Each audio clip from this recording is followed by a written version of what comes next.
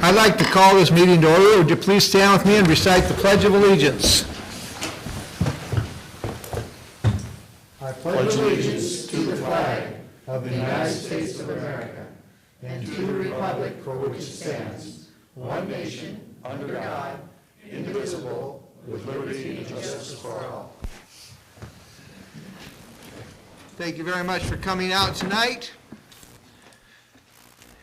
And I believe this is getting close to our last City of Shelton Commission meetings. The next one will be called a council meeting, I think. Am I wrong? We have one more? May Okay. one, I think. All right, okay. One more in May. All right, one more.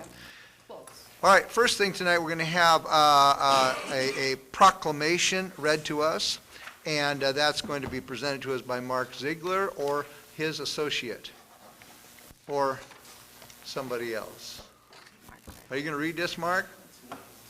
Or just yes. talk about it? Thank you, Mayor, Commissioners. We once again bring to you the proclamation proclaiming Arbor Day on April 27th at the City of Shelton. The proclamation reads, whereas trees and forest products have played a vital role in the history of the City of Shelton, and whereas the presence of trees throughout the city contributes to the natural beauty and livability of the community as a whole, and whereas the celebration of Arbor Day is a long-standing tradition for cities that wish to display their support of trees in the community. Now therefore, the City of Shelton Commission does hereby proclaim April 27th, 2018 Arbor Day in the City of Shelton, and urge all citizens to continue to recognize the importance of trees in our community and express this through the recognition and celebration of Arbor Day. And with this, I have a new flag, so it's our fifth year in a row that the City of Shelton has received Tree City USA status. And essentially, to qualify for the Tree City USA status, we need to have a tree management plan for our public trees. We need to spend $3 per capita on the management of those trees, and we do that naturally. We don't necessarily have a tree management budget, but between our Parks Department and our Public Works Department, we manage our trees. We prune them, we check them for safety, we plant a couple every once in a while in replacement or new projects, and we also remove some trees. So that's all part of that management plan. And so I'd like to get a photo op with the flag here so we can meet Mark, some of the criteria. Do we have any plans to plant any trees in the next few months, or? Well, actually, we have a number of street trees. Craig could probably fill us in on the number of street trees on Alder. But we certainly have those, and we're gonna, so that's part of this plan that we have. We will include a management plan for the new trees that we planted, the street trees on the Alder Street project. Okay. Yeah. Good. All right, so on the photo op, what do you want to do? We got a flag to hold up, and we'll have Annie. Yeah, he said photo op. What do you want us to just stand here or come down there? Come on down, so we Okay. get you in there. We can do. And hold up the flag here. We'll do the right side up. Ladies first.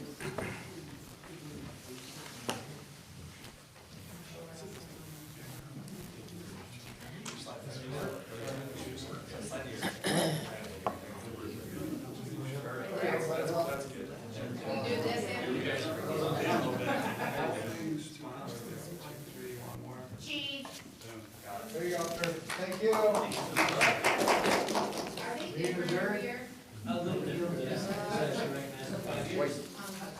We'll find a place for it. Okay, very good. Thank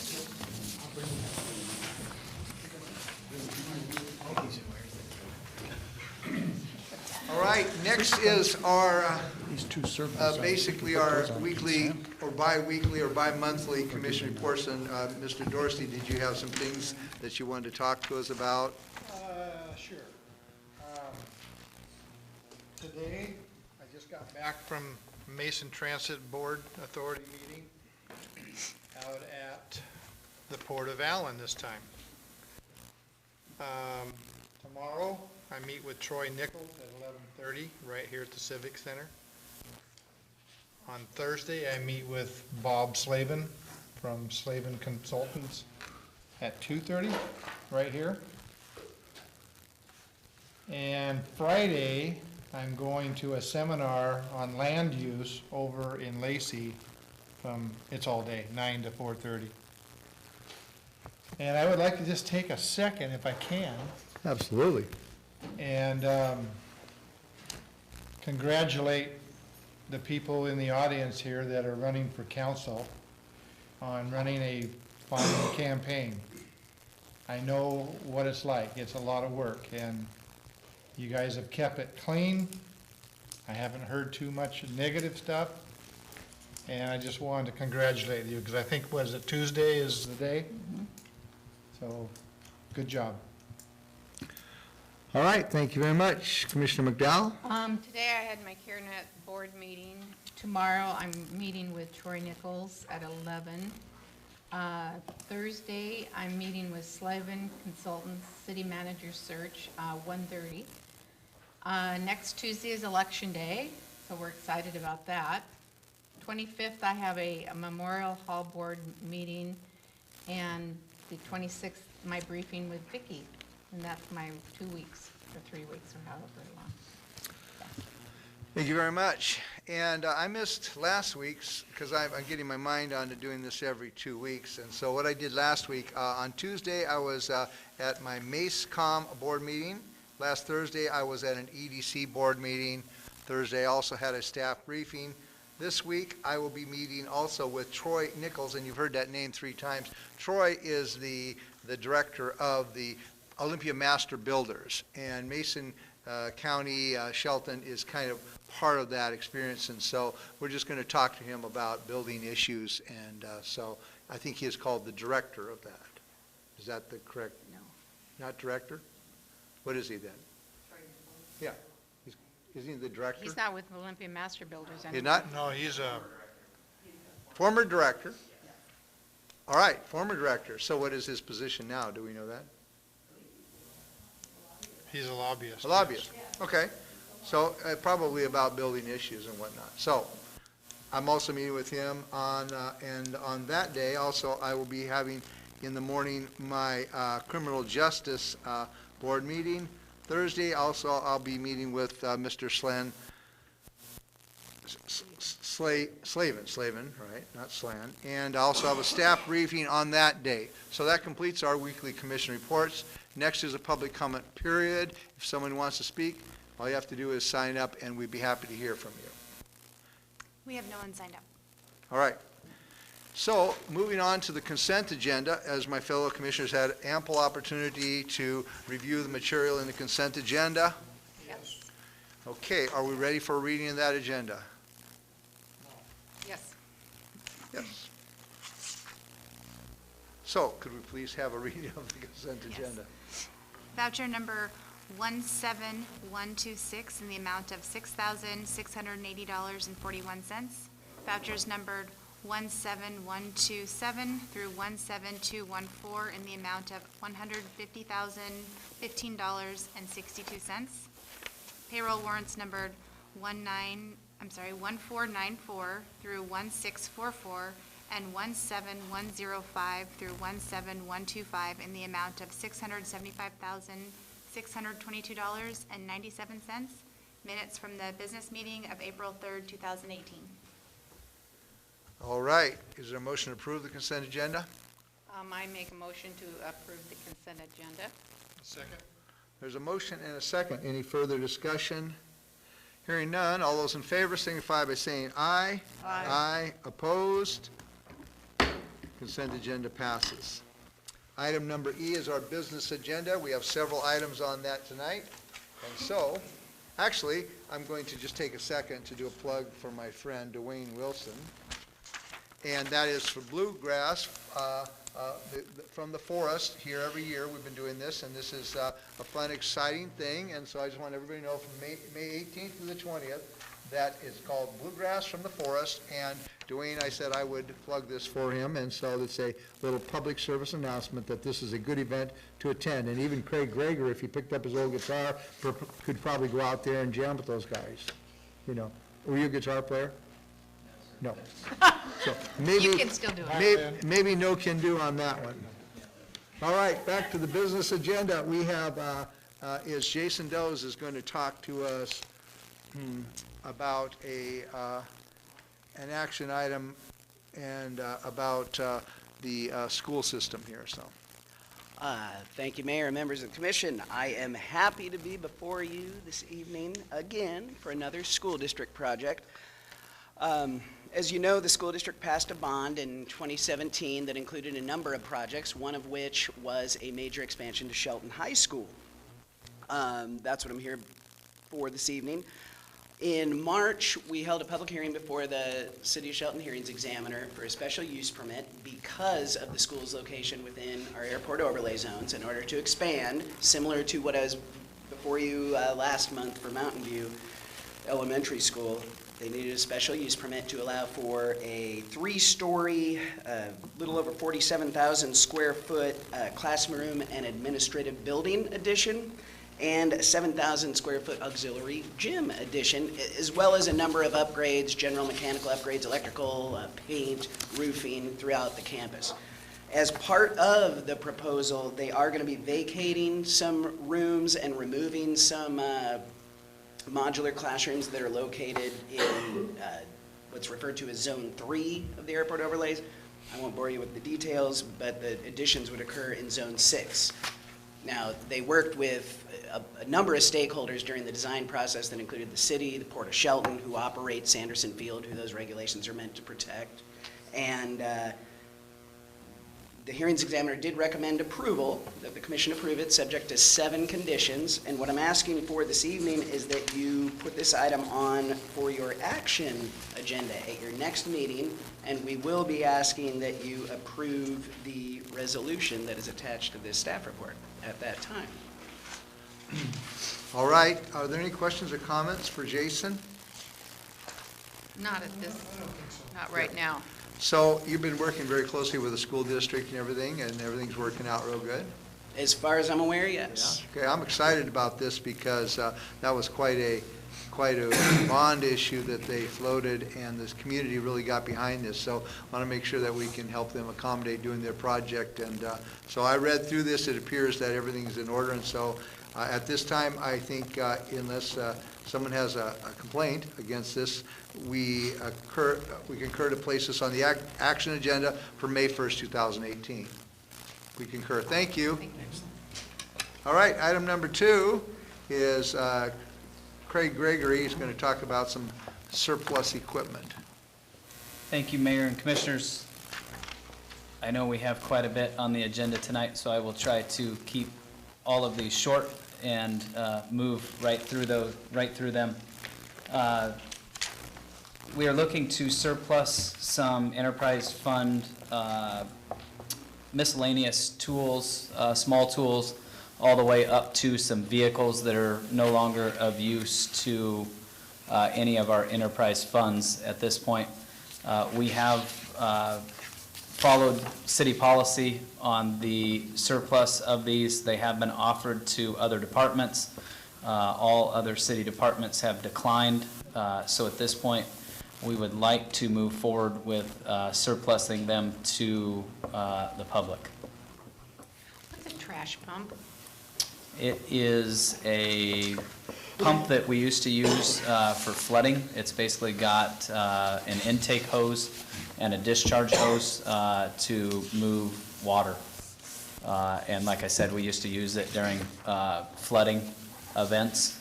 We don't have a lot of those, and these are aging pumps that we are looking to get rid of. Like a sump pump, right? Yeah, somewhat. We still have some? We do. Okay. Any more questions or comments for Craig Gregory? Not for me. It appears this is just doing a service to, no sense in having equipment sitting around that we're not using. So I think that we concur to place this resolution 1123-0418 on the list of surplus items on the action agenda for May 1st, 2018. All right. Again, Craig Gregory is going to talk again about some surplus vehicles and equipment. So the reason that we split these up, Mayor and Commissioners, is there is a slightly different procedure to move through with enterprise fund surplus as opposed to what would be general fund surplus. So basically the same process. We are looking to surplus some miscellaneous items out of general fund properties at this point. Any questions or comments for Craig Gregory? So the revenues will go where? Revenues from the enterprise From fund. the sales? Yes, Yeah. these that we're talking about that you have in front of you now will go back into the general fund. Okay. The previous ones that were from the enterprise fund, whatever enterprise fund it was out of, will go back into that fund. Okay. So are you advertising these out for people, or are you going to have this open to the public? Or We what? are going to advertise for a couple of weeks in the Shelton Journal, and then we will have a 3-day viewing period. All of the equipment for enterprise and general fund, they're all located down at the wastewater treatment plant at this point. So we will have a 3-day viewing that will be open to the public, and then we will take sealed bids on the 4th day. Oh, okay. Any other questions or comments for Craig Gregory? No.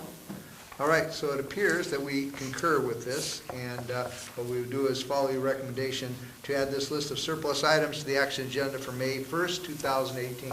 Thank you very much. Next, Mr. Gregory is going to talk to us about some design and construction standards. So this is our annual update, Commissioners. We have identified quite a few changes within the standards. We did not want to print the full set of standards. It's a fairly lengthy document that is located on the City of Shelton website. So what we did was just referenced the changed items that we're proposing. So if there is a want or a need to view those, those are available, and they're referenced by number within the standards. So instead of printing the entire document, we highlighted the ones that were identified for change within your packet. Questions or comments for Craig Gregory? Not at this point.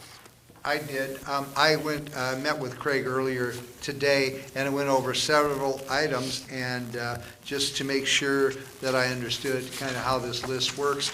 And I was impressed by the process that they were using, and that it's just good to have people looking over this and checking this out and seeing how things can be, put forward to help move things along. And so I feel very comfortable with this list. And so, at this moment, are we open to concur to place this on the action agenda? I think we are, for May 1st, 2018. Thank you. Every week, you just have, it's Craig Gregory again. There you go. And you know what I did? I studied Terry Snitzer's name all week long. I mean, I says, if she's going to, because I saw she was going to speak tonight, and I says, okay, I'm going to get it. So I asked several people. And so, Terry Snitzer, I got your name, and anytime you want to speak, I got it, okay? See, I did it okay, didn't I? All right, I got the phobia is gone about your name. So, and then I found out you're not going to speak tonight. So, anyway, but next time, at least I've got your name down now. All right, Craig, you're going to talk to us about a light. We had Item number met 5. with the Washington State DOT on the traffic signals, not only at First and Railroad, but also First and Coda, with the downtown connector project and the roundabout that will be going in very soon. We have been seeing quite a few backups at the First and Railroad and First and Coda lights that are state-owned. We met with them trying to alleviate some of that congestion, hoping that they could do something with their timing. Those lights don't seem to be functioning very well together. Their video detection doesn't seem to be picking up traffic. Could be one issue. They did check on that, made a few minor adjustments. Didn't seem to help a lot. But we have been seeing backups all the way back to ProBuild, and we're a little concerned that if we increase flow of traffic through that intersection at First and Alder, that we may run into some more issues downstream from there. So we did contact WashDOT and ask them if they could take a look at whether the signal at First and Coda was warranted. That basically the same process that we used for Fourth and Railroad. which we ended up identifying that we did not meet any of the warrants for a traffic signal. We did look through that process, and it doesn't look like the signal at First and Coda is warranted either. It is no different than any other intersection downstream from there, from Grove all the way to Neelan, and moving downstream from there, downflow from there. And also moving north through that intersection doesn't seem to work with that signal. When it's on green, the signal at Railroad is red, so moving through that intersection doesn't seem to be working very well. They suggested getting a letter of support from our commission if you agree, and they would take a look at it further, but they wanted that letter of support to identify basically that the city of Shelton was asking for this, not necessarily just the public works director asking for this in their process. So they are taking a look at it they've looked at it over the last couple of weeks and whether it was warranted or not. But would love to hear some thoughts from the three of you on what you think of that concept. So did they try to synchronize it? They told us that it was already. Oh. But they have some of the same issues we have. They have some aging traffic signal cabinets that maybe don't necessarily sync together. They also have an issue that when we changed Railroad Avenue, they went to a phased approach where they have a protected turn, which also alters the timing so that those two lights basically aren't running the same functions. So it's really difficult to sync those two together so that they are functioning together, because at First and Railroad you have a protected turn, which would be an arrow, that you don't have at Coda Street. That's a frustrating light on Coda, it really is, because we either come down Coda or we come down Grove. And when we come down Grove, we sit and wait to go across or to turn. And there's traffic back clear up on First Street, Yeah. going towards Tozier's, going towards the park. By the time one moves, one changes, then the other one changes the opposite, and we're still stuck. That So is, I that is think the reason why we want to take a look at it. Yeah. WashDOT did tell us that normally cities don't contact them and want to take lights out. They want to add lights, so they found it a little unusual, but they did see the conflict with the two. And the close proximity they have to each other is a real issue also, so. Yeah, go ahead, I'm sorry. You suppose that was put in years ago for Simpson employees to get in and out, or? I don't, Commissioner Dorsey, I don't know why it would have been installed. I don't know if, that roadway has changed so many times. Before, the highway it turned at Front, or at Neelan down to Front Street. I don't know if at one time it was at Coda and then it changed to Railroad. So I don't know the history of it, but yeah, for some reason they thought it was warranted at one time. If I had to make a guess at it, I would think that at one time that highway turned at Coda Street. That's why it was there. They just left it as they progressed north, but that's a theory and a guess at this point. So are we going to ease everybody into this? It's just not going to be gone one morning. I'm not sure if there is a way to ease anybody into a traffic signal being removed. I think as we saw on 4th and Railroad, you either have it or you don't. And at this point, I think the right thing to do would be to remove it. So yeah, it would be basically if WashDOT deems it not warranted, it would be probably a day process to remove it, and you just wouldn't have it anymore. I live on Coda, and I use that light, and since we talked about this, I've gone and just studied it, I've sat there, I've looked at it. I think it will improve traffic flow to remove the light, mainly because of how, just that one block, and that's the main, where most of the traffic comes. I would be in favor of removing that light. So I don't have a problem with that personally, and I use it all the time. And so, is there any other questions or comments? So right now, they are assessing it? They are. Okay. They're running through their warrant report Okay. to see if it is warranted. They're looking at some crash data and some other things at their headquarters, and they are going to get back to us Okay. this certainly would help moving it forward, the letter of support from the commission.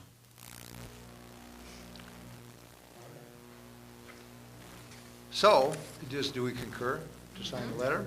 Okay, so it appears that we concur to place this on the, place the removal of the traffic light at SR3 and Coda Street, and the letter of support on the action agenda for May 1st, 2018.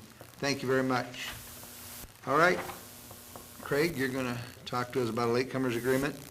So, if you remember back, quite a few months ago, we worked with Washington State Patrol to get a well disconnected, which gave us the opportunity to get $2.25 million worth of loan forgiveness.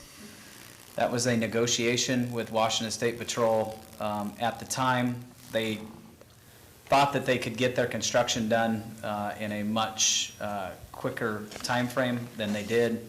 We originally had some water credits starting on May of 2017.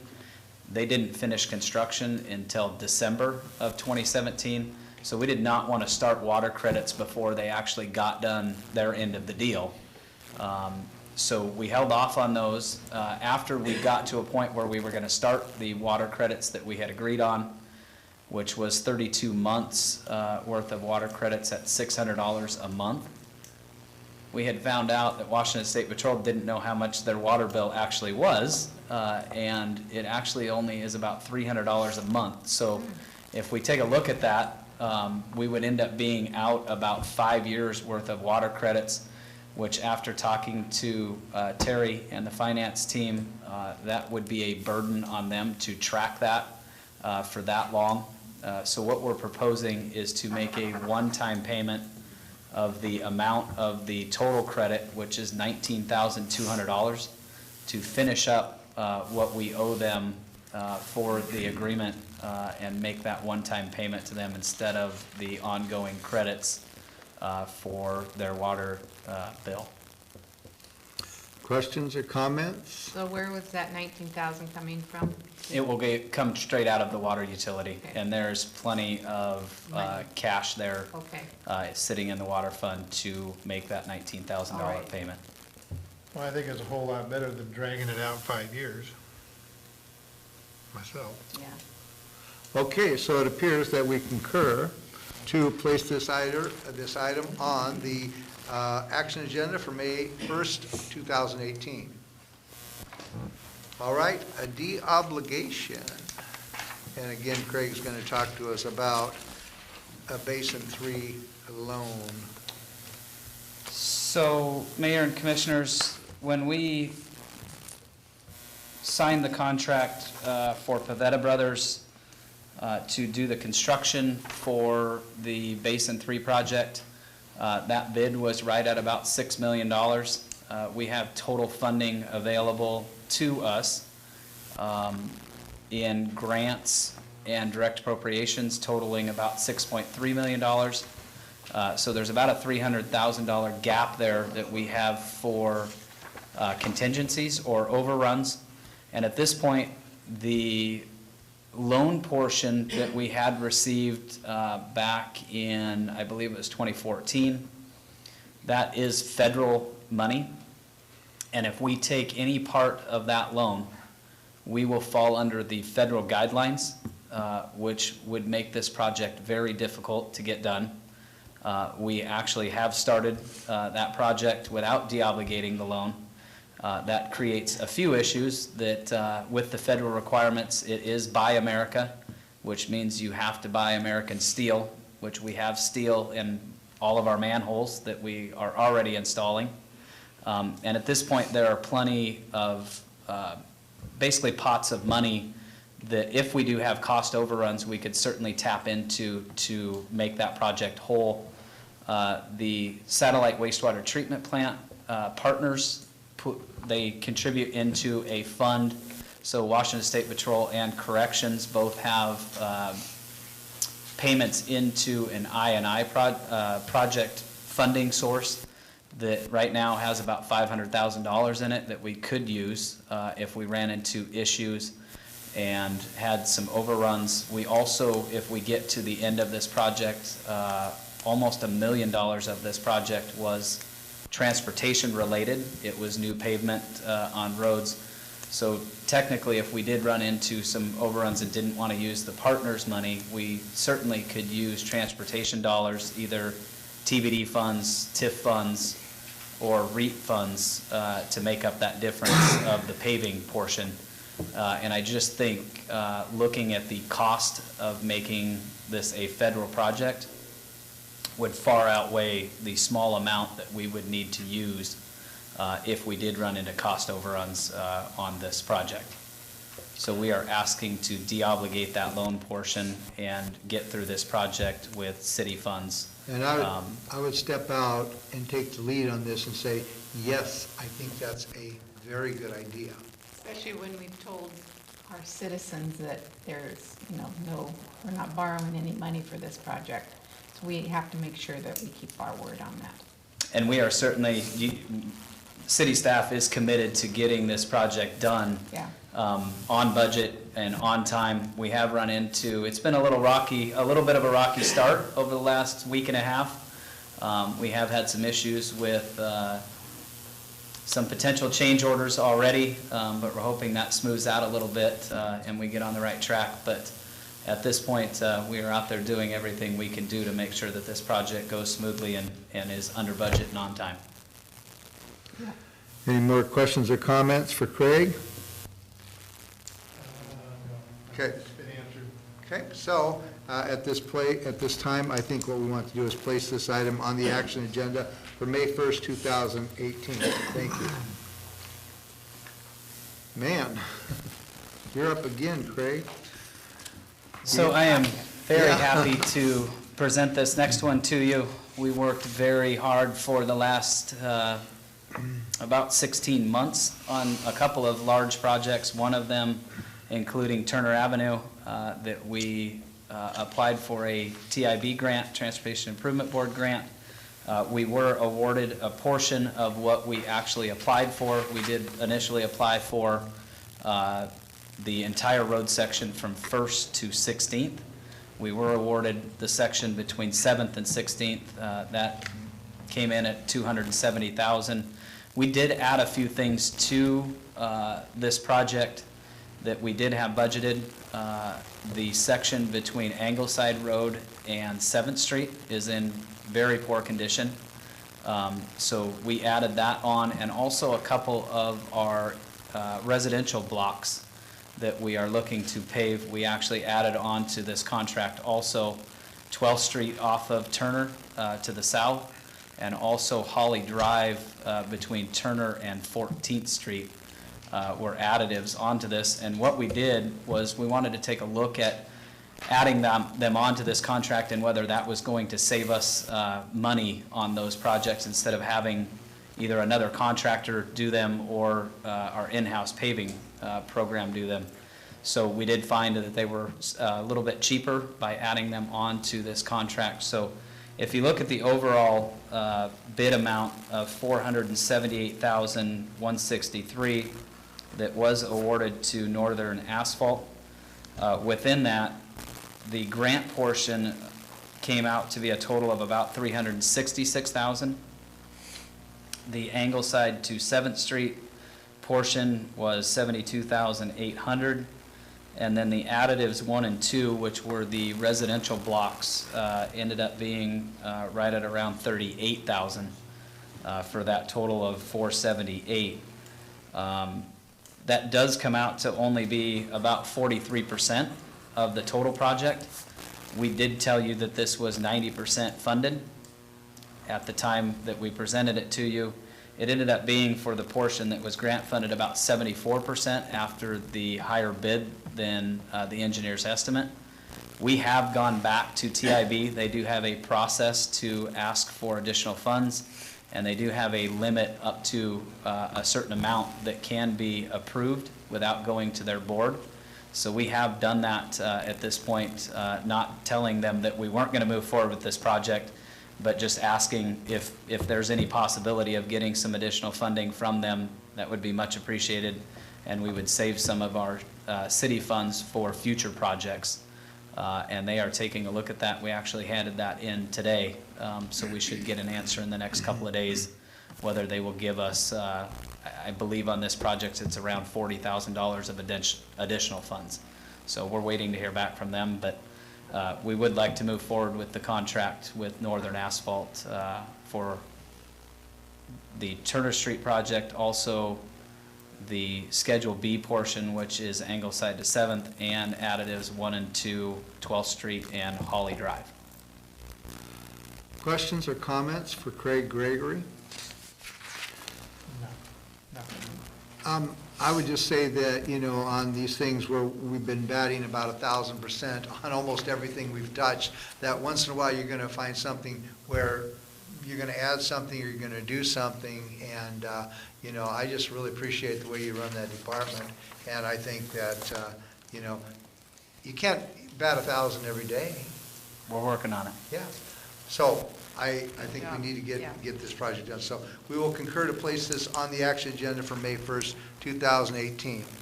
Okay, next is the Downtown Connector Project Contract. Craig Gregory again. So a little better news on this project, a much larger project. The bid came in from Wanch Construction, was the low bidder at $4.33 million. That is slightly over the engineer's estimate by about $300,000. But as we presented to you a few weeks back, we did get above and beyond the TIB grant that was $3.33 million. We did get an additional $1 million from our state representatives out of the supplemental transportation budget of $1 million, which put us up to $4.33 million, so just slightly less than the total low bid amount. So we are looking at a project that is very close to being 100% funded through grants. So we certainly enjoyed getting the news of the extra $1 million, which saves us our city funds to go back into those accounts so we can use them for future projects. Good job. Fantastic. And that's still going from Mickey's to roughly Skipper's? Yes, that is. Beyond That is Mickey's to C Street at Skipworth, and that Yep. is the full paving, landscaping, illumination, stormwater, some sewer upgrades for some manholes that are in the traveled lanes. Yeah, that is a full project, so we are happy to get that one off the ground and get it going. Should see construction likely starting sometime mid to late June is what we anticipate. So you said almost fully funded. Do you know how much possibly there would be on top of the money that we got? You're missing a very small portion. Okay, like a couple thousand, More than 2,000. more than 2,000, huh? Yeah. Okay, all right.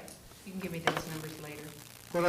What I do appreciate is seeing the big signs, the plywood signs going up explaining, like on the Basin 3 project, you know, that it lets the people know where their money is going and what they're doing. And so I think it's good to put those signs up. Yeah. Yeah. Very good. Okay, so we concur to place this on the action agenda for May 1st, 2018. All right, next is, again, Craig Gregory talking to us about grant applications. So we do have a presentation for you tonight, Mayor and Commissioners, before we get into this further discussion after just talking about some major projects that we have going on. One thing that we want to do is we want to continue to move Shelton forward. So the discussion after this presentation is really going to be, what do you want to see for Shelton moving forward, and what kind of projects do you want to get behind and see for the 2019 construction season and the 2018 funding season, because that is coming upon us very quickly. TIB grants are due in August, so it is just around the corner. So if we want to go and take a look at some additional projects that we will be starting construction in 2019, we would like to hear your point of view on those. Okay, so we're going to watch a movie? As soon as Chuck gets us up and running, we will. All right.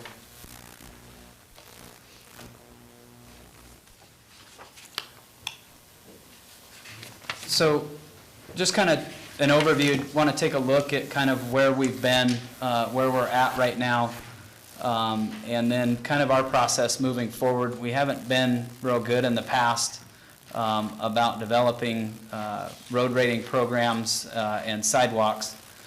So that is something we would like to talk about tonight also. So really just an overview of kind of where we've been and where we're headed. So the major projects that we're looking at, we just discussed. We've got about $900,000 worth of paving on the Basin 3 project that is 100% grant funded. That equals out to be about 43 total blocks within that Basin 3 project. So really all of north downtown Shelton, everything north of Alder Street. Here's a map of what will be paved with that Basin 3 project. So all of north downtown Shelton, North Cliff from the bottom of the hill up to Poplar at the top of the hill where it meets the new pavement of the North Cliff project, and also the entire North Cliff development of Elizabeth, Sydney, James, and Roy. And then we just got done talking about the Turner Street project. You can see the funding that we had and the additional city funds that it's going to take to get that entire project done. Downtown Connector project, I won't spend a lot of time on, we just talked about, but you can see all of the different funding sources and how we got that project, if not 100% funded, very close. The sewer fund contributing a small amount for some manhole replacement. Our partners, Mason County PUD 3, Mason Transit Authority, and Mason Conservation District with their contributions, and then a very small city portion. And Kathy, this will answer your question with design and construction.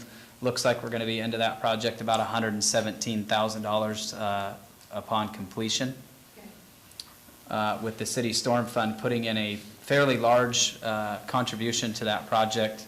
There are some very big storm issues that we have. I think all of us have driven up the hill and hit that large creek that runs down the right side as you're driving up. We're getting rid of that. A rain garden at 8th Street to take care of that stormwater. So some very large storm improvements. We've got open pipes and drains that lead directly into our creek systems with no treatment. So we are doing some treatment on the stormwater before it does hit our creeks and end up out into Oakland Bay. So on the last one, if I could just interject for a second, what it appears is that $117,000 compared to the total cost of the project is, instead of 10% grant, 90% loan, that is a 97% grant and a 3% loan. Even though it's not a loan, it's coming out of our budget. But that's 117,000 translates to about 3% of the project. And this is total project. That included design of this project, which ended up being around $350,000. So when you look at this entire project, that is a very small amount to contribute to a project of this size. Thank you. And good math if you did that just now. That's what I do. So looking at our in-house paving of residential roads, this year we are going out to bid for our residential roads. We have identified 20 blocks of residential streets that will be paved this year, total cost of around $188,000. We will be going to bid for this shortly, so we'll get a cost back. But looking at the in-place asphalt prices from all of our other projects, I think we've got a pretty good handle on what this is going to cost us when we do get bids back. So that will be going to bid shortly with construction sometime midsummer of those 20 blocks. A little hard to see. You might be able to see a little better in your handout of where those blocks, all of those blocks are located. They are scattered somewhat all over town, which, to be completely honest with you, isn't the most efficient way to do business. But we'll talk about that a little later on in this presentation of kind of what we're doing to fix that issue that we have now. Are we talking paving or are we talking chip sealing? No, we are talking Actual 3 pave- inches of asphalt, either fully reconstructed or overlays. So we're looking on Holly Street, actual blacktop in there. It will be 3 inches of asphalt, correct. Right. And some storm improvements. There are some utility extensions also up there to a vacant lot, but we'll get into that also a little later on. Okay. So one thing that we have heard over the last few months is, why are we doing some of these large projects instead of doing all residential paving? And as the mayor pointed out, our contribution to that major project is very small. You look at all of the blocks that we're doing through the Basin 3 project and also the downtown connector. One thing to point out, I think, maybe just to more educate the public than anything, is this map that you're looking at here has all of our federally designated routes. So to apply for grant funding, it has to be one of these colored roads on this map. It's not like we can just go out and say, we want to pick road X and apply for a grant. That's not the way it works. You have to be on this colored map to actually apply for grant funding. We are very, very fortunate that this map has a lot of those federally designated roads. You look at other cities, and they may have just a few. We have a large quantity. Bob's shaking his head, so I think he's been here before. Yeah. So we are very fortunate that we have this many that we can pick from that could be potential projects now or in the future. So that is just a little point of clarification that when we are applying for grants, this is the map we're working off of, and then we have to really define what that project looks like and see if it's actually warranted to apply for a grant. So one thing I mentioned earlier is we have never had a road rating or sidewalk rating program or process. That is one thing that within Public Works we are going to fix. We have identified roads basically off of just a conversation of what needs to be done. What are the biggest maintenance issues that we have right now? What are you spending money on? And it's always been a conversation really with the Public Works Superintendent to identify those roads. I don't think that that is the best process. You end up with quite a few roads scattered all over the place. You don't get much for economy of scale, where if you identify, a certain amount of roads that are failing within a certain area, and maybe taking areas at a time of Shelton and really trying to work on those on an annual basis instead of spreading them all over the place. But really more to define what roads need to be done and what roads need attention, and really more for the public to really see an ongoing list of where are you at? Where is your street at on this list? We had quite a few comments that, we got the 20 blocks out there to the public, and the comments that we heard is, why not my road? My road's just as bad as the other one. And to be completely honest with you, I don't have an answer at this point. My answer is we are working on it. We are working with one of our transportation partners to actually develop that program. We are going to bring on an intern to do some of that work this summer. And hopefully by mid to late summer, we will have an actual list of roads that are rated from highest to lowest priority, and also our sidewalk system in addition to that. So, and certainly interrupt me if you do have any questions. I would be happy to answer any of them as we kind of move along here. I think that the citizens would really appreciate seeing a map like that. I know I would, Least of all, a list, Yeah. you know. yeah. We have a list, we've made many lists in the past, right? So Yes, we we had have. priority lists and stuff, but you have to reevaluate those things as time Right. goes on. And so I think it is important in this discussion that we do balance. We have to balance whether we get full funding for a project. It's very tempting if we have full funding for projects to put all of our effort into getting these things done, because that's almost unheard of. But at the same time, you have to service the needs of the citizens in their neighborhoods to at least know that their neighborhoods and their streets are important too. So I think we have to have the conversation. I'm looking forward to the 7-person council to bring some of their thoughts in on this also when we formulate a matrix like that.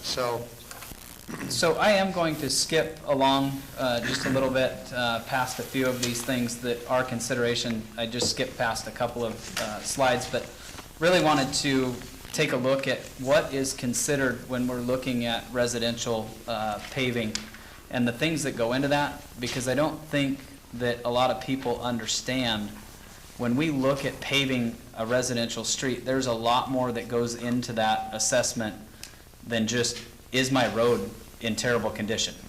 There are things like surface water. Is there storm drainage in the area, or are we going to have to construct storm drain? The type of treatment, is it just a standard overlay, or is it a full depth where we're digging out a foot of material and importing material in? Alignment and right-of-way, is that road set in the right place? And utilities. One thing that we looked at that we had some major issues with here just most recently, I know the mayor is going to cringe when I say this, but the sewer line that we ran out Lake Boulevard, that we told everyone that it was needed, we had to put it in. We have customers that want to hook up to that line at this point, and we can't hook them up. It is buried under a brand-new road with no laterals off of that sewer line. So with a 5-year no-cut ordinance, we don't want to cut into that brand-new road to service one sewer lateral. But unfortunately, that is something that we have not thought of in the past, that we are thinking of these days. Would there have been enough room on the side of the road in Yes. the bank to put a sewer line in, right? Yes. And then we wouldn't have had the problem of worrying Yes. about digging the road up. There's really no sense in going back in the There isn't. past. No, You there know, it isn't, is but what it is. We are where we are, and that is an unfortunate situation, which, as we all know, we just, certain things do happen. And So so, the point we're doing things different now. So the point of this conversation is we did identify a couple of vacant lots on Holly Drive and a couple on some of our other residential streets. We are going in and putting water and sewer stub outs off to the edge of the road so that we can connect those without cutting into those new roadways. So that is something that we have thought about and we are doing with in-house projects at this point. So back to your point, Mayor, of not necessarily focusing just on big projects, but also servicing those residential blocks. So back in August of 2016, the commission voted on a split of the TBD money. And we have been trying to do our best to abide by this split. I think we are fairly close to what we agreed upon, which was 65% to match for local projects, so large scale projects, 30% to residential streets, and 5% to our sidewalks and ADA ramps. So this year I can tell you that we brought in about $530,000 in the TBD funds. And if you look at that, the $188,000 is slightly over the 30% of that. I think the 30% ends up being around $159,000, if I remember right. So we're slightly over that, just a few percentage points over that. And then much lower on the actual grant match portion of 65%. So we're pretty happy with where we've gotten to. So looking forward in the larger discussion, just anticipating where we're at with funding at this point. We're at the end of 2018. We are looking at having a balance in our transportation funds of about 1.7 million. That will be reduced by a small portion of 471,000. So you're looking at having somewhere in the neighborhood of about 1.2 million available for 2019 construction season. That is not including anything that you will receive in 2019.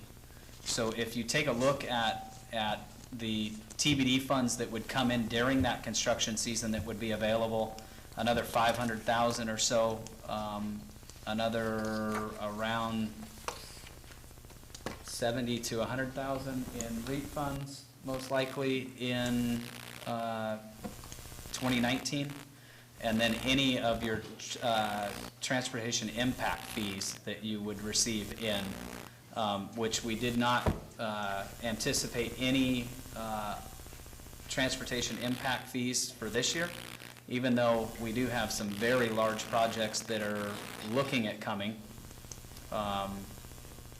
But at this point, we are looking at having somewhere in the neighborhood of about $2 million available for projects in the 2019 construction season. Exciting. So that leads us into the projects that we would like you to take a look at. These are the ones that we have worked with our consultant, Steve Gorchester, that has been helping us through the grant process and been very successful in identifying projects. So the few projects, the major projects that he came up with for the 2018 funding season was a project that would provide connectivity to the Downtown Connector project, so from Alder Street to Railroad on 7th, and then extending from 7th Street out to the city limits, which would be new pavement, ADA ramps, and what we would propose is a sidewalk on the south side of Railroad from 12th Street out to the city limits, which would connect up to, I believe it's Pacific Court at the city limits. So we are looking at that. And funding level design, which we went through in 2016, or 2017, I'm sorry, for all of these projects that we got funded for this year. We did do a funding level design and then actually moved forward, if you remember, with the Downtown Connector project and fully designed that before we had actual grant funding, which improved our position for that grant cycle. So we're looking at that project, total design ending up being about $50,000. City portion of that to construct ADA ramps throughout the project, and the match would be around $150,000, and anticipated grant funding of around $400,000. The other project would be an intersection improvement at Wallace, Nealon, and 13th Street. Steve Gorchester did identify this as one that could potentially be funded through Transportation Improvement Board. Not a likely candidate, but a decent candidate. It does have some issues with traffic flow through. If you think about that, that's the four-way stop that we have. That project, fully designed, would be about $150,000 in design funding and an anticipated total construction cost of about $1.5 million with grant portion of just over $1 million and city portion of about $450,000. So one thing I would like you to think about also when we talked about the total amount of funding available, there are some projects that are needed that aren't fundable. And this last one that we identify, Steve Gorchester did tell us that it is very unlikely that it would be funded. It already has a traffic signal that is functioning, not very well, but it is functioning at this point, and didn't think that it would be a candidate to be funded. So this is one of those ones that we look at and say, is it needed? Yes, we've identified something that we think is very needed. That is the Wallace, Nealon, and Spring Road intersection. If you've ever been up there during times of school, either getting in or out, traffic flow is terrible through that intersection. And with the expansion of the high school, we anticipate that it only gets worse. There are some other projects that are slated to be done up there. I don't know what time frame we're looking at, but there are some other projects in that area. That housing development that is out across from the high school, Parsley Sage, has certainly been developing rather quickly. So this intersection doesn't look like it is going to get any better anytime soon. So this is one that we look at that we would suggest using city funds and then partnering with some of those folks that are going to be paying traffic impact fees in that area to develop a project and actually get something done, but likely not being grant funded. So about $150,000 for design and another 1.5 in construction. Not a roundabout there. That is the proposal. Okay. Can I say something? Yes. So this is something that I'm going to talk to some other mayors in some other cities and whatnot, and some other public works people and stuff, and this is kind of outside of our box. I don't know that we've ever done this, but let's just think for a second that maybe we have a project that we pretty much no chance of getting grant money for. That's what you're saying, Dick? Is that the $1.5 million one? That's correct. Well, let's just imagine that what we did is said, okay, we want to do it, but let's not borrow the money now and just do it this year. Let's just take $500,000 out of our budget in 2019, set it aside, try 2020, another $500,000, and then we do the project in 2021, and we pay for it in the attempting to save or set money aside or plan, and, rather than just, we got to have it, but we can forecast out, take a look and see, and this would probably be an ideal one, because I like the 100% grant-funded ones. Those are the ones that are really exciting to me. And anytime there's no grant funding, then I say we can do it and we can mix it in, but I would easily see the possibility of doing like we do when we buy cars and stuff, possibly say, this is important, but we're going to budget it out over, and if somehow more money comes in or something, and we can always circumvent that process. But if you don't save, there are cities that are doing this a lot more. They're saving that money for future projects. And we've never had the luxury, I don't think, of doing this, and that this is one of those things that I think isn't that bad of an idea. So Mayor, if you look at this, that is why we gave you the funding that we have now and what's going to be available to us in 2019. Mm-hmm. And I think that is actually what we've done. We've been collecting TVD funds since the middle of 2016. And fortunately, with working with our state representatives and getting that extra $1 million and not having to spend that on the Downtown Connector project, that is really what we've been doing. So we've been saving these funds for a couple of years, and that's why we've identified this list. This list could be fully funded with city funds that are available to us in 2019 without taking out any loans, without anticipating some grant funding, but really identifying some projects that we feel fairly confident that could get grant funded, but not taking out loans, using the Transportation Benefit District funds, TIF funds, and REIT funds that are available to us already, that you could fund all three of these projects if you wish to do so. Any other questions or comments for Craig Gregory? What is the anticipated time for the high school to be completed? Do we have a guess on that? I don't know if Mark can answer that better than I can. I don't have a sense of it. Couple years? Was it? When are they gonna start? Was it fall of 19 they were supposed to be? Fall of 19? Yeah. So we are meeting with the high school consultant tomorrow to discuss their traffic and impact fees. So that will be a discussion for them. They have presented us with a traffic analysis. Right now, their traffic impact fees are scheduled to be around $200,000. So that certainly would be something that we would put, that we didn't identify as funding in that last slide. But that is something that we anticipate bringing in as that project moves forward. That would be something that would be located in close proximity to the contributor, which I think we feel as staff is important for any of those projects that are paying in a large sum of money in traffic impact fees, that we do try to do something in close proximity to their project to improve traffic flow.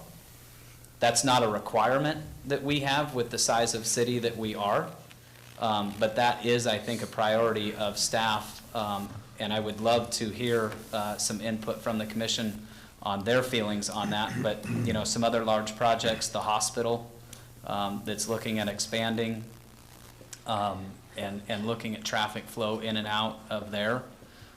So that is a priority of ours, and would love to hear your thoughts on what that looks like for traffic impact fees. Well, one thought I had is that, you know, just because we're projecting that we've got this $2 million to spend, what you're looking for here is actually for us to place these 3 projects on the, on the action agenda. That's okay? correct. Now, you know, and so that takes up, we're projecting to bring this in, you know, and we're moving fairly fast on these things, and it's good to move fast, you know, but it's also good to, you know, make sure, you know, we do have reserves, you know, but I guess I'm always, the one deal is we've been doing such a good job in moving in such a, you know, positive, getting projects done and funded properly and everything, that there's always that little fear in me, probably like maybe we ought to not, maybe just bite off 2 as a guaranteed for in 2019 rather than 3, and this one was no grant funding. I mean, if I was to possibly, you know, put a pause button, that would be the one I would do. But sure, I'm only one voice here, and so I don't know. It looks like you're asking that we go forward on all these. That one, there's no grant funding available, and so I tend to probably not be, you know, if I was to say no, it'd be on that one. And Mayor, I'm not asking that you make a decision on this, and I'm certainly not advocating that we do all 3 of these projects. I was just reading the fine print down here. It says, put this on the action agenda for May 1st. Right. Really, it's to see the direction that the commission would like to move in and whether they would like to start design of these projects and then look for grant funding. And looking really at that Spring Road intersection that doesn't have grant funding available. And maybe that's something that we say we're going to fund that one. And then if we don't get grant funding for the 4-way stop at 13th and Wallace, maybe we hold off on that one until that does become a project that can be grant funded. That doesn't have to be done as the school is, when the high school gets finished, that one does not, that roundabout does not have to be done at that time? It doesn't have to be done. I think it certainly would be something that our motoring public would appreciate. If we, and also the school, if we were to want to be a good partner with the school, that would be constructed in that 2019 season and hopefully finished up sometime around the same time that the high school was finished up and their, you know, major renovations were done. But that is, like I said, completely staff's thought, and really we're just looking for some direction from the commission, the 3 of you, to really what you would like to see us do moving forward. I have an idea. Why don't we table this for a week, okay? And let us think about this conversation, and also we'll be talking with different people about this. Sure. And I might be asking a few more questions. A lot of times they wonder, why don't you ask the question now? Well, because it's not in my brain right now. This is just, I know that we've been moving really fairly quickly on what we're doing here, but I think that that I wouldn't mind another week or 2 to think about. This is not anything we have to do right now. That would be great. So I would entertain a motion, unless my 2 fellow commissioners want to just put this on the action agenda and go for these 3 projects. I would like to think about this for a couple of weeks. So that's what Further I would discussion would be probably great. say isn't a bad idea. So is there a Totally agree. motion to do that? Is that what we want? Do we want a motion? No. No. No, we Question just, for Craig. okay. Now, actually, it's not just for you, it's just a question. That corner at Wallace, Nealon, and Spring Road, the intersection, I mean, on that corner also is probably where, what's gonna happen there? The Y, right? Well, that is not set in stone at this No. point. We are discussing that, but I did mention future projects up in that area, not identifying one in particular, but certainly we are looking at, like I said, that housing development that's starting to fill up and, Right. and potential of some other projects up in that area. Okay. That you are correct. Right, But that's gonna add some traffic, traffic impact there too. Yeah. yeah. But I think identifying the ones that actually are coming, and certainly that expansion to the high school, and that increased one grade level up in that area, whether it be at the high school or the junior high, is certainly going to affect traffic in that area and flow through that intersection. Okay. All right, so what do you guys want to pass this forward this time, Table or table for a little bit? Yeah. Okay, so we're going to concur to come back in a couple of weeks and have more questions. So, thank you Thank very you. much for item number 10. All right, next you get a break, because we're going to have our police chief come up and talk to us now about some police activities. Thank you, Mayor, Commissioners, and thank you, Craig, for giving me a little time in there. I appreciate it. Just like the mayor gave his plug, I was going to give a little kudos tonight. Mark Ziegler, the president of Graduation Matters Shelton, and I were over at their fundraiser tonight for the after-school program for Graduation Matters, and it was a very successful event. A lot of folks had some fun and had some dinner, and I'm guessing when I left, they told me they raised probably about $6,000 for the after-school program, so it was a good. Good. And that goes right into the schools. I briefed you a little bit on the potential for more SROs, school resource officers at the schools. And we're looking at 2 different steps in this. This is the first step tonight. In other words, if this goes forward as we progress, this is the first contract that will come into your hands. And this one is a final draft. It's missing a couple minor items, such as the hours that they will be there. This was agreed upon, but we're working with the legal to make sure that that's finalized. Basically, this contract puts into place that we will bring 2 existing officers. It doesn't add any officers to the police department. These are guys and gals are working on their time off on overtime. The school district agreeing to pay the overtime cost for 2 full-time Shelton police officers for a period of about 6 hours a day. And right now, they've been doing this, and it's been about 7:30 in the morning till 1:30 in the afternoon. It's been very well received at the schools with the kids and the staff. So what I'm doing now is just giving you the preview of this, answering any questions you have on it. Like I said, doesn't add any officers to this Shelton Police Department. We will be funding the officers for equipment, training, safety equipment, and vehicles and fuel during this time. The school district will be paying their salary and benefits package. And I'm happy to answer any questions you've got on this, and I have copies for you if you don't have it. And this is till the end of this school year? Correct. And then the next And if new contract for if we go on? If the school board and our commission or council at that time decides that they'd like to move forward with full-time school resource officers, then that'll have to be in a separate contract and discussed at a separate point, and funding mechanisms for those put in place. Well, I'm very much in favor of this, and I'll tell you why. It's because when we had our last school shooting, where the country was quite alarmed about this, you, the next day, went out and started trying to figure out what we might need. You were proactive on that, and you need credit for that, because you didn't sit around and wait for somebody to give you a suggestion. You went out and you started knocking on doors, and I think that this is an excellent cooperation between the school district and the city, and it appears that the funding is not a major, I mean, it doesn't look like it's, it's going to be hundreds of thousands of dollars to the city of Shelton. There will be some money. No, sir. But, I'd so like that's, to take all the credit, Mayor, thank you, but we've had a great relationship with the school district thus far, and I think us having regular meetings with Dr. Apostle and his staff, all of us were on the same page with this. It wasn't just me. So these officers will be working on their time off. Correct. There'll be some overtime. their vacations that choose, I don't know, how's that gonna work? No, just I'm time not, I'm off. not allowing any vacations for, no, I'm just kidding. Basically, we've put out a schedule, and it'll be officers rotating because their days off do rotate with their schedule. And they have filled out a calendar from now until the end of the school year of volunteering to work on their time off. Okay, very good. Any Don't other, want them to get extra tired or burnt out or anything. This is on their days off. They're not, there is no holding over from a graveyard shift and going out to the school and working all day. That's not acceptable. Okay, These are right. time off. Okay, thank you.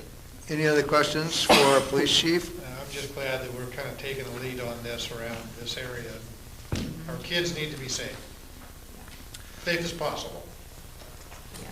So it appears that we concur to place this on the action agenda for May 1st, 2018. Thank you very much. All right, that moves us into the action agenda portion of our meeting. And the first item, which we heard about last week, is going to be presented to us, and it looks like have a second reading from Craig Gregory is going to talk about this. So, Mayor, Commissioners, just one change to this that was identified. We heard some feedback from the public over the last couple of weeks. We did have a section in this that identified a time frame when the sidewalk cafe furniture would need to be removed from October to April. We have elected to take that portion out of this.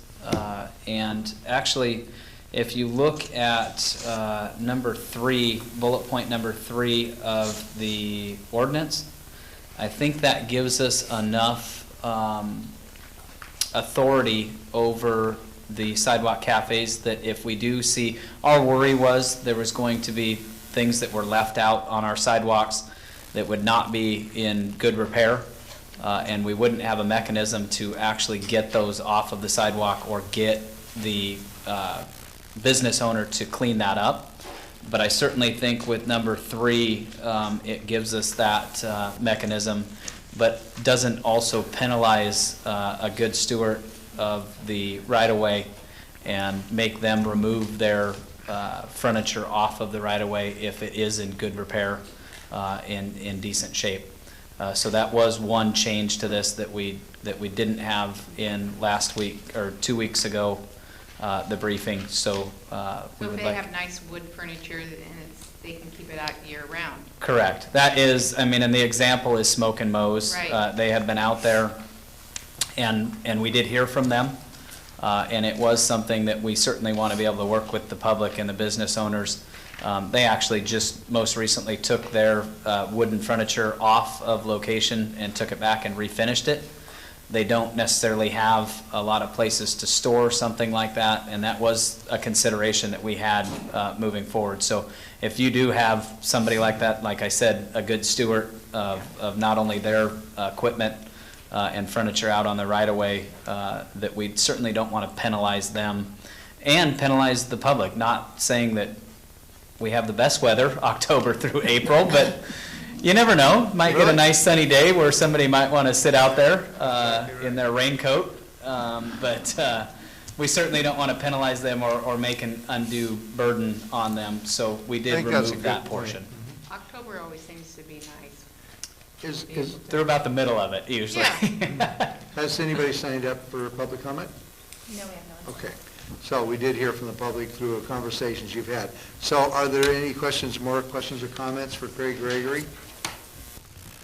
Seeing none, what I would do at this point is ask for a second and final reading of the ordinance number 1920-0418. Ordinance number 1920-0418, an ordinance of the City of Shelton, Washington, amending chapters 12.20 of the Shelton Municipal Code relating to right-of-way use code. Is there a motion to approve the ordinance?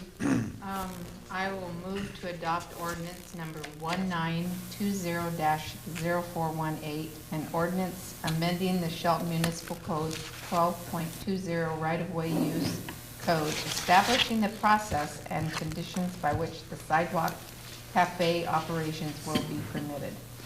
A second? There's a motion and a second. Any further discussion? Hearing none, all those in favor signify by saying aye. Aye, opposed? The ordinance passes, the motion passes. Okay, item number 2 is going to be presented to us tonight by our interim city manager, Vicki Look. Thank you, Mayor, Commissioners. A few months ago, we came to you and notified you that our insurance plans through the Association of Washington Cities were being terminated at the end of 2017. We formed the committee, reviewed our different options for medical plans through other vendors, and came back, and the best plans offered were still with the AWC, but they were plans that required a higher deductible and a higher out-of-pocket cost. Through negotiations with our unions and guilds, and also for the non-represented, the city agreed to create a health reimbursement plan, which is it's a health savings plan, and set that up for the employees. The only deposits that can be made are through the employer. Employees cannot contribute to the fund themselves. Required a resolution passed by the City Commission to set that account up with that vendor. So we're here tonight presenting Resolution 11210418, which sets up the account with the vendor, and we agreed to contribute to the health savings plan for the employees to offset that the out-of-pocket cost and the deductible, and because it did go up considerably. So if you have any questions, I'd be happy to answer. First and second, Commissioner McDowell. Do we have anybody signed up for public comment on this? We do not. Okay, so now questions or comments for Vicki Look? How does that work? So, person that has their insurance, is this for something catastrophic or major that they would? The people that are signed up for the Health 250 plan, most of our employees that are not on the high deductible are on the Health 250, or the Okay. Kaiser plan, which is similar with about the same sort of premiums and deductibles. So I think the deductible, and I didn't bring that information down with me, but I think that probably it's $250 that's deductible, and then of course the out-of-pocket cost may be more in the area of $3,000 or so for the cap on full family, that sort of thing. So the $75 that the city committed to, depending on the employee and their dependents, the city pays up to $1,475 for a full family. If they're not utilizing the funds and there's funds left underneath that much, then the city will contribute up to $75 into the health savings account for the employee. Okay. Any other questions or comments for Vicki Look? Hearing none, I would like to ask for a first reading of the resolution, please. Resolution number 1121-0418, a resolution authorizing the establishment of a health reimbursement arrangement, voluntary employee beneficiary association, HRA VIBA plans. Is there a motion to approve? I move to approve Resolution 1121-0418, a resolution of the City of Shelton authorizing the establishment of health reimbursement arrangement, voluntary employees beneficiary association plan. I second that. There's a motion and a second. Any further discussion? Hearing none, all those in favor signify by saying aye. Aye. Opposed? Motion passes. Thank you. Item number 3 on our action agenda is our last action agenda item, I believe, and that's going to be about our building codes, services, contracts, and Mark Ziegler is going to tell us about that. Thank you, Mayor. Commissioners, excuse me. I'm bringing to you tonight contracts with 3 building code consultants, Clarity Consulting, Townsend Associates, and Code Pros. The City of Shelton asked for statements of qualifications for these building code services back in February. These 3 consultants, as well as 2 others, submitted their qualifications by the March 14th deadline. Staff ranked all 5 of the consultants that submitted, and these 3 came out on top. With the approval of their contracts, these consultants would be utilized to provide plan review and possible inspections to supplement city staff. We're seeing quite an uptick in especially commercial activity with the recent schools and other projects coming through. And this is in order to assist us in some of these larger projects that staff might not have the experience in, but also keep review times to a level that that these projects, would anticipate to get moving and meet their construction deadlines. These will be on-call services, so staff would determine the best and most reasonable contract consultant to utilize at that time per project. The consultants, fees are all based on the project itself. So they would be paid out of the plan review fees or the permit fees that are paid associated with the project specifically. At this point, is anybody signed up for public comment? We have no one signed up. Okay, so is there any more questions or comments about this issue? As we discussed, I think, 2 weeks ago, I just wanted to have you tell the people what percentages does the contractor get versus what the city gets to keep?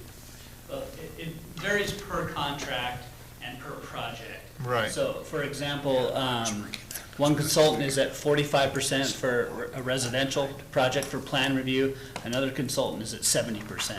So we obviously would pick the consultant that's providing that project at a 45% level. Right.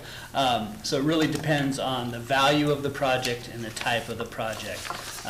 One consultant, Townsend Associates, up to $1 million is an hourly fee at $80 an hour. Another consultant, Code Pros, is 70% of the plan review fee there. So we would, what staff would do is we would work with all 3 of them, estimate the project cost and what it would cost the city to provide those services. They all have really similar turnaround times. They're all in the typical in the $1 million range. They're all about 15-day turnaround time for a first review. And then we would obviously pick the most advantageous consultant to the city at that time and move forward. Did you say that they would be in here 1 day a week or No, these all would be off-site. off-site? Okay. Yep. We have It's the a ability- support for our city services. Correct. We actually, in our RFP, or RFQ, we asked for consultants that could respond within about an hour. The city of Shelton were located within about 60 minutes because we wanted that response time. Right. So actually, the consultants, one is in Olympia, one is in Allen, and one's in Olalla. So they have the ability to come in within the next day or 2 and pick up plans if we had hard copies, or we will accept electronic plans. So they can be emailed directly to the consultant. They can do the review, send them back out, and they don't ever have to come into the Civic Center. Out there in cyberspace. Any other questions or comments? Okay, hearing none, are we ready for a motion to approve these contracts? I move to approve the contracts with Clarity Consulting, Townsend and Associates, and Code Pros for building code services and authorize the mayor to sign. Second. There's a motion and a second. Any further discussion? Hearing none, all those in favor signify by saying aye. Aye. Opposed? Motion passes. Now we are into administration reports. And so, Mark Ziegler is going to talk to us by permitting update here. Thank you, Mayor, Commissioners. As we're in the theme of building permits, I wanted to give a little update on where we are year-to-date compared to 2017. In 2018, we've had 81 total permits submitted as of April 13th. How many? 81. And that's for this year. 2018, as of April 13th, 81 total permits. Last year, in 2017, there was 105 as of April 13th. In 2018, we've had 4 single-family residences submit. In 2017, there was 4 single-family residences and one duplex. So a little bit behind, but bigger projects. As I said, we've seen 2 major school projects, 3 or 4 other school projects that would be major, I guess, projects if we weren't seeing a new elementary school, a significant upgrade and renovation at the high school. We've seen a submittal for a new McDonald's, and we've had a number of pre-sub conferences for additional commercial projects as well. One thing we've talked about is turnaround time. And April 3rd, we had a public speaker come in and talk about turnaround times for their projects. And I did want you to know that project has been released. The permit has been put out to the applicant. But every project is different. We try our best to get as quick turnaround times as we can. We have a number of projects that take significant amount of review, and it really depends on the quality of the application that we get in front of us. That particular project, we were working on that from June of 17. We exchanged no fewer than 33 emails and numerous phone calls with either the architect, one of 3 architects that worked on the project, as well as the owner. So our staff is diligent in working with our applicants, trying to get their timelines set forth. We're doing our best with the resources we have available, and we're certainly open and welcome to working with anybody that wants to come through our doors and talk to us about these projects. One of the questions there was losing a license. There was no evidence of that. We asked for some type of evidence from LCB or somebody like that that could give us that, and we certainly would try to meet those deadlines if that was all in consideration, and it was the building permit coming out. So we're doing our best to get those out as soon as we can. Hopefully these school projects and these commercial projects, we'll get those off our desk, at least as far as review, and then we'll have the inspection time frame to consider. So it's important now, and I think we'll start scheduling some public information with our communications officer about how to apply for a permit, when's the proper time to apply for a permit. Everybody wants their permit tomorrow. The problem is when we have 81 permits in the queue, or so this year, obviously everybody's can't be tomorrow. So there's pre-planning. There's staff that have pre-sub meetings every Thursday that applicants can come in, meet with everybody from Public Works, Planning, Building, and Fire to plan their project to the best of their abilities, and that really makes it a much more streamlined process when they know all the information up front before they submit their application. So we encourage people to take advantage of that process whenever possible.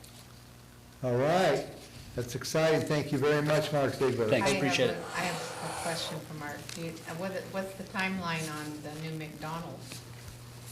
It's up to the contractor. We're still under review. We should have that out within the next, I'd say a little over a week is probably when building will be reviewed, but they will have some resubmittal. That's part of the process. Is a lot of the times there's resubmittal to the design, so that'll go back out to the architect. They'll resubmit to anything that was missing within the plans, and then it'll be up to the architect when they want to, or excuse me, the contractor when they want to start their project. And the Starbucks? We have no submittal from Starbucks.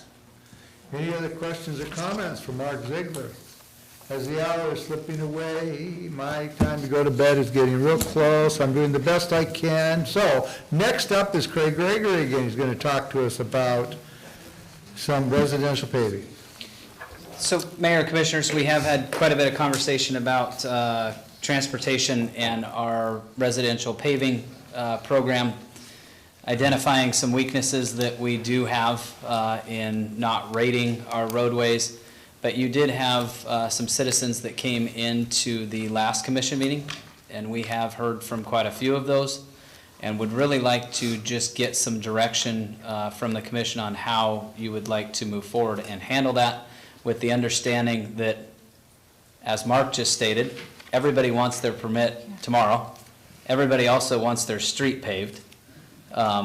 We do have projects going really all over town. So the argument that this is in close proximity to another paving project literally could be spoken for anybody in Shelton this year. And we did identify some of those things that we really need to take a look at. It's not quite as easy as just saying, we're gonna go pave a street, as most people would like to think. We did hear from a couple of citizens that said that's a very short chunk of roadway. It's over 200 feet long, which an average standard block is around 220 feet. So it literally is a block of paving. And there's a bunch of things to take a look at and consider, which we listed before, whether it's utilities, roadway condition, subgrade condition, but really would like to get some direction from the commission on whether you would like to see us move forward with something on that roadway, or assess that for the 2019 paving season as we look forward, or move forward with our road rating program to see if it actually rates to be paved.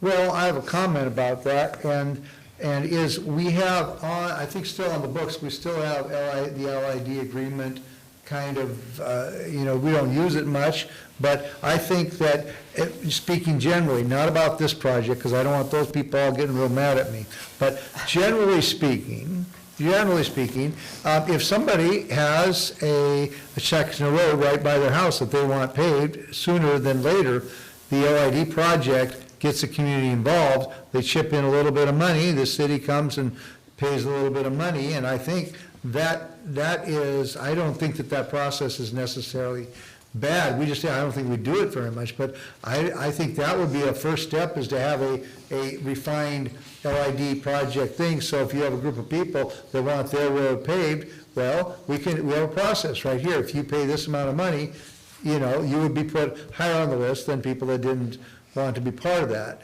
I think. Now, I don't know, if that's something you thought about, or. And we have done that, Mayor, over the last few years, not necessarily with roads, but a few alleys that we have citizens, business owners have wanted paved, and we have worked with them through an LID, and one in particular that we actually took donations from the property owners that they paid for the material, we went in and did the work. Mm-hmm. So that certainly has been done, and that's certainly an avenue that we could take a look at in the future, certainly.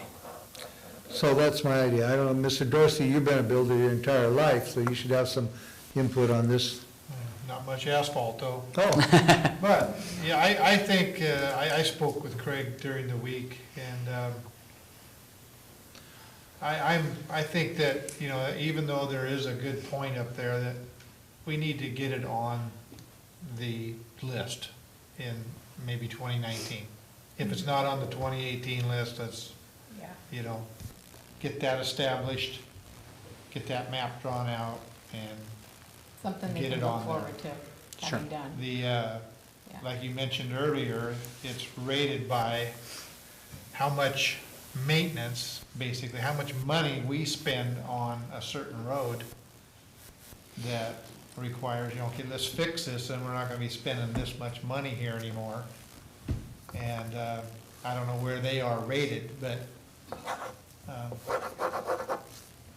I would look that direction. Or, if they wanna donate money, I mean, that's great. That would just be for the asphalt, right? And then the city would pave that. That's how we have done it in the past. Okay. That's correct. And this isn't to excuse us from not paving certain roads, but, as I travel around, like, downtown Seattle, or Tacoma, or other fairly large cities, you go a few blocks off main roads and you find unpaved alleys or no sidewalk. I mean, you find it all over. I mean, it's not just a Shelton issue. But I think when citizens get a petition signed, or when they come forward and they want to speak about something, I think it deserves our attention, and we then have to respond to it, I think, in a professional manner. And so we've got a few ideas here, and I think that we will continue to talk about that. And again, I would say that the LID process is not necessarily a bad process if somebody really wants to get something done. So did you want more input than that? That is enough information for me. I appreciate it, and thank you for all of your time tonight. All right, now, do we have anything from our interim city manager, Vicki Look? Well, I just wanted to comment that our recruiter for the city manager's position is in town, and we have several people meeting with him over the next couple days, and so we're kicking it off, and lots of stuff will be coming up really soon. And I think that's it for us tonight. That's it? All right, our next meeting will be Tuesday, May 1st at 7 PM in the evening. This commission meeting is adjourned.